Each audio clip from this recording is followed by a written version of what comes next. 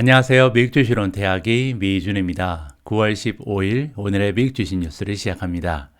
제가 9월 1일부로 어스얼라이언스와의 협업을 종료하고요. 다시 1인 크리에이터로 거듭난 지 이제 보름이 지났습니다. 처음에는 좀 걱정되는 마음도 있었는데요. 생각보다는 수월하게 그리고 즐겁게 미준 채널을 홀로 운영하고 있습니다. 그리고 따지고 보면요. 저는 혼자 있는 것도 아니거든요. 저에게는 제 와이프가 있잖아요. 그래서 자막 작업을 비롯해서 여러 가지 채널 운영에 필요한 보조를 와이프가 해주고 있기 때문에 든든한 파트너가 있는 셈입니다. 자, 그리고 제가 1시간 전에요. 다음과 같은 커뮤니티 포스팅을 여러분들과 공유를 했는데요. 아크 인베스트 매매 현황을 예전에 계속해서 매일매일 포스팅을 해드렸는데 최근 들어서 제가 잠시 중단을 했습니다. 그래서 과연 아크 인베스트 매매 현황이 여러분들께 도움이 되는지 여기에 대한 의견 수렴을 좀 했는데요. 많은 분들께서 참여를 해주고 계시고 그리고 대체적으로 아크 인베스트 매매 현황의 정보보다는 조금 더 유용한 정보로 미준 채널을 꾸려줬으면 좋겠다라는 의견이 지배적입니다. 자, 그래서요, 여러분들과 함께 만들어가는 채널인 만큼 여러분들이 원하는 식으로 아크 인베스트 말고요, 제가 조금 더 여러분들께 도움을 드릴 만한 컨텐츠를 다시 하나 개발해서 대신 여러분들께 메일 보내드릴 수 있는 그런 계기로 삼도록 하겠습니다. 물론 거기에는 제 와이프가 많은 도움을 줄 것 같고요. 자, 곧 공개되는 새로운 컨텐츠 여러분들 많은 기대를 해주시기 바랍니다. 9월 15일 오늘의 미국 주식 뉴스 바로 시작합니다. 자, 오늘도 수요일에 미국 증시 마감 시황부터 전해드리겠습니다. 다우존스는 0.1% 올라갔고요. S&P 500이 플러스 0.34, 나스닥은 0.74% 소폭 상승하는 모습을 보여줬습니다. 성장 주식들의 추세를 보시면요. 어제 주가의 흐름이 가장 좋았던 성장주는 크리스퍼 테라피틱스 6.87% 상승했고요. 스테미 플러스 6.54, 소파이 플러스 5.65, 스노플레이크 플러스 5.63, 바이퍼 에너지 플러스 5.57, 스타벅스 플러스 5.53, 우버 플러스 5.52, SQM, 소시에다드 퀴미카가 플러스 4.64%, 코인베이스 플러스 4.58, 에어비앤비 플러스 4.33, 애쉬 3.9%, 그리고 차지포인트도 3.65% 정도 상승하는 모습을 보여줬습니다. 자, 메가테크 기업들도 한번 살펴봐야겠죠. 테슬라가 가장 좋았는데요. 플러스 3.59%를 기록했고요. 넷플릭스 2.75% 상승, 아마존이 플러스 1.36, 애플, 구글도 소폭 상승했습니다. 마이크로소프트 그리고 엔비디아는 횡보하는 모습을 보여줬고요. 메타만 홀로 1% 이상 하락하는 모습을 보여줬습니다. 자, 최근 들어서 메가테크 기업들의 주가가 많이 빠졌잖아요. 그래서 밸류에이션을 한번 확인해 보면 좋을 것 같습니다. 밸류에이션 탭을 누르시면 PE 레이시오 TTM 12개월간 만들어낸 순이익과 시가총액을 비교하는 거죠. 아직까지 아마존 그리고 테슬라는요, 조금 비싼 모습입니다. 아마존은 지난 12개월 동안 만들어낸 순이익에 112배를 곱해야 시가총액이 나오고요. 테슬라 역시도 105배라는 굉장히 높은 멀티플을 보여주고 있고요. 엔비디아는 42배, 마이크로소프트 26배, 애플이 25배, 넷플릭스 19배, 구글 역시도 20배 이하로 떨어졌고요. 메타 플랫폼즈는 12.6배라는 굉장히 낮은 멀티플을 보여주고 있습니다. 하지만 이 PE 레이쇼를 성장률로 나누면 조금 이야기가 달라지는데요. 바로 옆에 있는 PEG죠. PEG라는 것은 PE 레이쇼를 G, 그로스 레이스로 나눈 거잖아요. 자, 그러면 성장세까지 감안한 멀티플을 다시 보면요. 엔비디아는 4.53으로 조금 높은 추세를 보여주고 있지만 나머지 메가테크 기업들의 PEG는 그렇게 나빠 보이지 않습니다. 특히 밑으로 내려오면 구글 같은 경우는 1.16, 그리고 테슬라는 0.31로 굉장히 좀 성장 추세에 비해서 비싼 주식이 아니다라는 결론에 도달을 할 수가 있거든요. 자, 그리고 프라이스 투 세일즈 레이쇼도 한번 보도록 하겠습니다. 세일즈, 즉 지난 12개월 동안 만들어낸 매출에 비해서 시가총액이 어느 정도 올라가 있는가를 기준으로 하니까 아마존이 갑자기 좀 싸 보이죠. 12개월 동안 만들어낸 매출에 2.65배만 주면 살 수 있는 게 아마존이거든요. 따라서 아마존이 만약에 향후에 수익률이 급 향상하는 모습을 보일 수만 있다면 지금 현재 멀티플이 그렇게 나쁜 것은 아니다. 넷플릭스도 3.12배니까 비싼 것은 아니죠. 메타 플랫폼즈 3.5배, 구글이 3.96배에 거래가 되고 있습니다. 어제 미국 증시는요, CPI가 발표된 이후에 폭락해 버렸습니다. 나스닥 같은 경우는 무려 5% 이상 가라앉았잖아요. 그 이유는 CPI 전망치는 7월에 비해서 떨어졌을 거라고 예상을 하고 있었는데, 오히려 7월에 비해서도 소비자 물가 지수가 0.1% 상승하면서 시장 참여자들의 걱정이 커졌다. 이렇게 보시면 되는데요. CPI가 발표된 다음 날은 PPI가 발표가 됩니다. CPI는 소비자 물가 지수, 그리고 PPI는 생산자 물가 지수라고 보시면 되는데요. 자, PPI 결과는 어떤지 굉장히 좀 관심이 가죠. 자, 이번 기사의 제목을 보시면 홀세일 프라이스, 이게 이제 생산자 물가 지수인데 0.1% 떨어졌다라는 반가운 소식이 전해지고 있습니다. 자, 프로듀서 프라이스 인덱스 PPI죠. PPI는 뭐냐면 홀세일, 즉 우리가 이제 소매가 아니고 도매라고 보시면 되는데 도매 가격의 변화 추세를 측정할 수 있는 그런 인덱스라고 보시면 됩니다. 자, 기대치와 맞아 떨어졌고요. 지난달에 비해서는 0.1% 감소하는 모습을 보여줬습니다. 자, 작년과 비교하면요, 이 인덱스는 8.7%, 뭐 그냥 8.7% 그러면 굉장히 높아 보이긴 하는데 사실 이 수치는 2021년 8월 이후에 가장 낮은 상승 추세다. 이렇게 보시면 됩니다.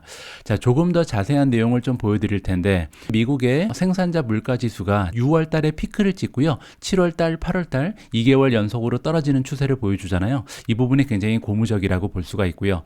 왜냐하면 PPI는 사실 CPI에 비해서 선행합니다. 따라서 지금 CPI가 굉장히 좀 실망스러운 모습을 보이면서 주식이 폭락을 했지만 CPI는 PPI를 따라간다는 생각하면 지금 PPI가 떨어지는 모습을 보면 향후에 CPI 역시도 잠잠해질 가능성이 높아지지 않는가 이렇게 기대를 해볼 수가 있는 거죠.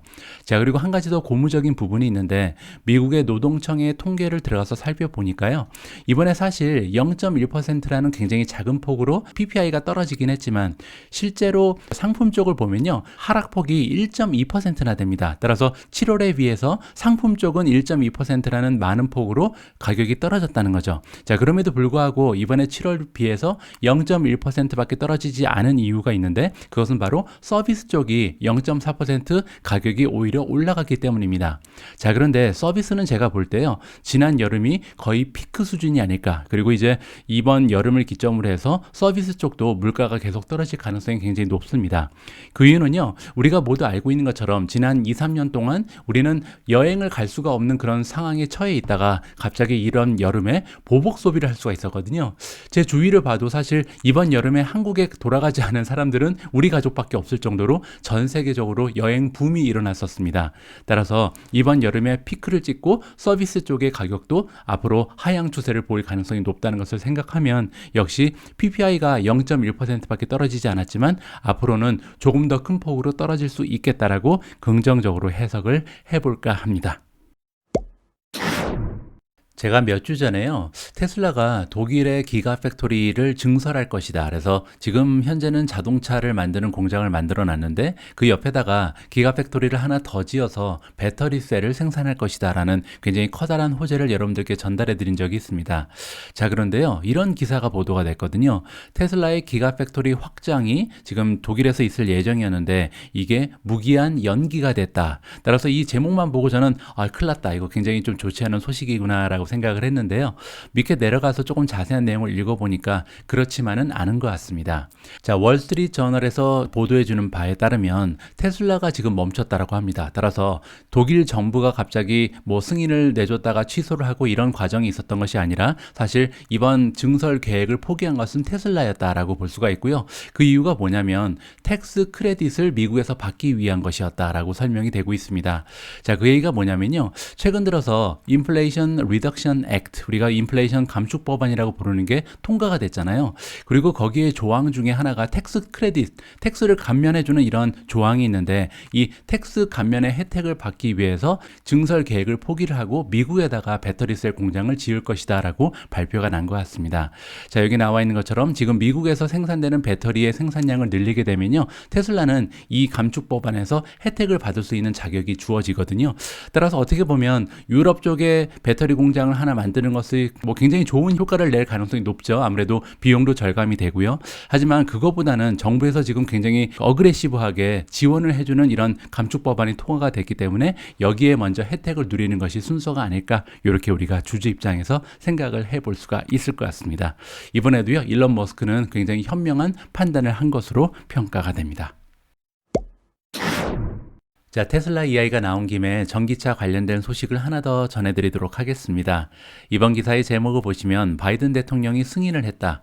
9억 달러 정도의 규모가 되는 펀딩을 승인을 했는데요. 이 펀드는 EV 차징, 전기차 충전 인프라에 사용이 될 것이다 라고 이해가 가능합니다. 자, 미국의 바이든 대통령이 수요일 날 발표를 했는데요. 자, 9억 달러를 승인을 했다라고 발표가 났습니다. 그리고 이 9억 달러를 가지고 할 일은 뭐냐면 미국의 35개 주에다가 스테이션을 설치하는데요. 미국이 전체 다 해서 50개 주가 있죠. 그래서 한 3분의 2 정도에 해당하는 지역에 전기차 충전소를 설치하기 위해서 9억 달러를 사용하겠다. 이렇게 보시면 됩니다. 자, 이번에 승인이 된 9억 달러는요. 일부에 불과하다. 그래서 1조 달러 규모의 바이파티션 인프라 법안이 통과된 적이 있잖아요. 2021년 11월에 통과됐죠. 그래서 1조 달러의 일부가 이번에 사용이 되는 것이다라고 보시면 될 것 같습니다. 자, 이번에 승인된 이 펀드에서 혜택을 입을 수 있는 기업들이 여기 나와 있죠. 테슬라, 그리고 차지포인트, EV고, 블링크 차징, 월벅스, 알레고, 에즈테크 에너지 이러한 기업들이요. 이번에 혜택을 받을 가능성이 높다라고 설명이 되어 있습니다. 자, 인프라 법안에 따르면요. 2030년까지 바이든 대통령은 전체 판매되는 자동차의 50%가 순수 전기차 아니면 플러그인 하이브리드 차가 돼야 된다고 지금 목표를 수립해 놨죠. 그리고 차지 스테이션도 50만 개 이상을 설치할 것이다 라고 굉장히 커다란 야망을 가지고 있습니다. 자, 2021년 12월에는요. 이그제큐티브 오더 행정명령 하나를 사인을 했는데 이 행정명령의 내용은 뭐였냐면 정부에서 구입을 하는 모든 자동차는요. 2027년까지 다 EV 즉 전기차 아니면 하이브리드만 사야 된다. 이러한 행정명령이 이미 승인이 된 바가 있습니다. 따라서 여러 가지 시대적 추세를 봤을 때 역시 전기차의 미래는 밝구나라는 것을 우리가 다시 한번 확인을 해볼 수 있는 좋은 기회였습니다. 주가가 일시적으로 폭락하는 때를 이용을 해서 주식을 많이 매집하는 것을 바이더딥이라고 합니다. 여러분들 어제 주가가 많이 떨어졌을 때 주식을 좀 매수하셨는지 모르겠습니다. 저 같은 경우는 베어마켓에 있어서는 조금 욕심이 많은 스타일이거든요. 그래서 아직까지는 그냥 현금을 보유하고 있고요. 매수한 종목은 아직까지는 없습니다. 자, 그런데 이 와중에 열심히 줍줍하는 투자자가 하나 있는데 바로 캐시우드죠. 캐시우드는 어제 CPI 지수를 완전히 무시하고 계속해서 주식을 매수하고 있다라고 기사에 나와 있고요. 어제 산 주식만 18개 정도가 된다라고 기사에 나와 있습니다. 자, 캐시우드는 바이더딥을 했다. 그래서 어제 주식시장이 많이 떨어졌잖아요. 다우존스는 무려 1300포인트 하락을 했고요. S&P 500은 4% 이상 그리고 나스닥은 5% 이상 떨어지는 커다란 하락폭을 보여준 하루였습니다. 자, 그 와중에 아크인베스트의 CEO고 CIO인 캐시우드는요. 총 18개나 되는 주식들을 여기저기서 줍줍을 했다. 이렇게 이해가 가능하고요. 자, 캐시우드가 운영하고 있는 여러 가지의 ETF 중에서 플래그십 가장 중요한 ETF가 ARKK인데 ARKK에서 매수한 주식의 수만 해도 100만 개가 넘어간다고 합니다. 따라서 100만 주를 여기저기에서 이제 매수했다는 거죠. 그리고 총 8개의 종목을 매수했다라고 나와 있고요. 그 중에서 가장 많이 매수한 종목 중에 하나가 로쿠 그리고 줌 비디오인 것 같습니다. 자, 로쿠 같은 경우는 25만 주 넘게 매수를 했고요. 줌은 20만 8천 주 넘게 이번에 줍줍을 했다라고 나와 있죠. 자, 이 SM 매니저 캐시우드 같은 경우는요. 디플레이션을 걱정하고 있죠, 지금. 그래서 인플레이션이 중요한 것이 아니라 지금 미국 경제는 디플레이션에 빠져들 가능성이 굉장히 높다. 이러한 의견을 굽히지 않고 있는 상황입니다. 자, 오래간만에 아크인베스트가 과연 어떠한 종목에 가장 비중을 많이 두고 투자를 하고 있는지 한번 살펴보도록 하겠습니다. 자, 여러분들 지금 보고 계신 화면은 아크와처라는 웹사이트의 화면인데요. 여러분들 아크와처.com 들어가시면 여러분들께서 직접 확인하실 수 있는 종목의 리스트입니다. 자, 지금 현재 아크인베스트에서 가장 비중 있게 투자하는 종목은 테슬라입니다. 그리고 1위라고 써있죠. 여기 랭킹을 누르시면 여기 랭킹이 쭉 표시가 되고요. 그리고 어제 하루 테슬라의 주식을 10.88K니까 만주 이상 줍줍을 했다라고 나와 있죠. 0.29% 보유량이 향상을 했다라고 보시면 되고요. 자, 두 번째로 비중이 높은 종목은 줌 비디오고요. 31.39K 31,390주를 어제 추가 매수한 것으로 나와 있습니다. 자, 로쿠가 3인데요. 33,000주 정도 새롭게 샀죠. 자, 4위가 이그젝 사이언스입니다. 61.48K 61,480주를 어제 추가적으로 매수했고요. 텔라닥이 5위인데 62,400주를 새로 샀네요. 자, 그리고 UiPath가 6위 10만 주 넘게 어제 매수를 했습니다. 자, 7위가 스퀘어입니다. 스퀘어 같은 경우는 21,600주를 샀고요. 코인베이스 8위 18,110주, 인텔리아 테라피틱스가 9위인데요. 3만 주 넘게 어제 추가 매수했습니다. 크리스퍼 테라피틱스가 10위, 그리고 빔 테라피틱스가 11위고요. 12위는 쇼피파이, 13위가 트윌리언이에요. 14위 유니티 소프트웨어, 15위는 드래프트킹. 이렇게 여러분들께서 직접 순위를 좀 확인을 해 보실 수가 있습니다. 이러한 종목이 지금 캐시우드가 볼 때 가장 전망이 좋다, 이렇게 우리가 짐작을 해볼 수가 있겠죠. 자, 지금부터는요, 헤드라인 중심으로 남아있는 기사를 정리해서 여러분들과 공유하고자 합니다. 자, 첫 번째로 등장하는 기업은 구글인데요. 구글이 이번에 벌금 폭탄을 맞게 됐습니다. 유럽연합의 법원에서 판결을 했는데요. 물론 이제 안티트러스트, 독점 규제 관련된 그런 판결이겠죠. 이번에 벌금을요, 무려 41억 2천만 유로를 내야 한다라는 법원의 판결이 나오게 됐거든요. 자, 이번 판결은 굉장히 좀 오래 걸렸습니다. 왜냐하면 원래는 언제 나왔던 판결이냐면요, 2018년에 4.34 빌리언을 내라라는 벌금 판결이 있었는데 이거에 이제 불복을 하고 상소를 한 거죠. 상소를 하고 나서 다시 이번에 이제 재차 다시 한번 벌금이 부과됐는데 조금 디스카운트를 받긴 했습니다. 4.125 빌리언으로 약간 하향 조정됐죠. 5% 정도 깎아줬는데요. 자, 구글 입장에서는 이제 이 벌금을 내던지 아니면 다시 한번 유럽 대법원에 상소를 할 수는 있다라고 나와 있거든요. 자, 만약에 이번에 이 벌금을 그냥 받아들이고 4.125 빌리언을 내게 되면 뭐 적지 않은 금액이죠. 자, 그런데 문제는 이게 다가 아닙니다. 기사 하나가 더 발견됐는데요. 자, 이번 기사에 따르면 한국의 이번에 프라이버시 와치독이니까 개인정보 보호하는 이러한 기관에서 이번에 벌금을 부과했다. 그 대상은 구글 그리고 메타라고 나와 있거든요. 구글하고 메타에 어떤 벌금이 부과됐는지 제가 좀 한국 신문을 찾아봤는데 연합뉴스에 따르면 개인정보 불법 수집, 구글 메타 과징금 총 1천억 원이다라고, 그리고 이 금액은요 역대 최고라고 지금 대서특필이 되고 있습니다. 자, 동의 없이 개인정보 맞춤형 광고에 사용을 했다. 그래서 구글은 692억 원의 벌금을 이번에 내게 됐고요. 메타 같은 경우는 308억 원을 내야 합니다. 자, 구글은요 잘못한 거 없다, 유감이다, 이렇게 지금 얘기를 하고 있고, 메타 같은 경우는 법원의 판단 등 모든 가능성을 열고 면밀하게 검토하겠다라고 약간 수그리는 자세를 취했다, 이렇게 보시면 될 것 같습니다. 자, 다음 헤드라인에는 넷플릭스가 등장을 합니다. 최근 들어서 각종 뉴스에 굉장히 빈번하게 등장하는 기업이 넷플릭스죠. 왜냐하면 오랫동안 유지해왔던 구독 모델을 지금 포기를 하고 어떻게 보면 새로운 비즈니스 모델을 창출하고 있기 때문에 많은 관심을 받고 있습니다. 더욱이 이번에 넷플릭스가 새롭게 출시하는 광고 모델은요, 그 파트너십의 대상이 마이크로소프트라서 조금 더 관심이 가죠. 과연 마이크로소프트가 광고계에서도 커다란 역할을 할 수 있을지 지켜보면 재미있을 것 같습니다. 자, 넷플릭스가 뭐라고 얘기했냐면요, 이번에 이제 구독 모델 말고 새롭게 광고를 시청하면서 구독하는 새로운 비즈니스 모델이 출시가 되면서 새롭게 사용자가 더 추가로 유입될 거라는 목표를 가지고 있잖아요. 근데 그 목표치가 4천만 명이다. 그래서 내년에 3쿼터 정도가 되면 4천만 명 정도의 추가적인 사용자를 확보할 수 있을 것이다. 이렇게 지금 큰 소리를 치고 있습니다. 굉장히 커다란 숫자죠. 따라서 정말 넷플릭스가 예상하는 대로 올해부터 한 지금 1년이 남은 거죠. 1년 후까지 4천만 명이라는 새로운 유저를 확보할 수 있을 것인지 우리가 관심을 가지고 지켜보면 좋을 것 같고요. 원래는 내년 초에 출시가 될 예정이었는데 굉장히 앞당겨졌습니다. 그래서 올해 11월부터는 넷플릭스의 광고를 보면서 구독비를 조금 줄여서 시청할 수 있는 길이 열린다. 따라서 우리 소비자 입장에서도요, 한번 시험 삼아서 이 멤버십에 가입해 보면 좋을 것 같습니다. 자, 다음 헤드라인을 장식하는 기업은 소파이입니다. 소파이를 평가해주고 있는 기관은 뱅크 오브 아메리카고요. 뱅크 오브 아메리카가 이번에 보유 의견에서 매수 의견으로 소파이를 한 단계 상향 조정하면서 뭐라고 얘기했냐면요, 소파이의 주가가 지금부터 50% 이상 급등할 수 있다라고 평가를 해주고 있습니다.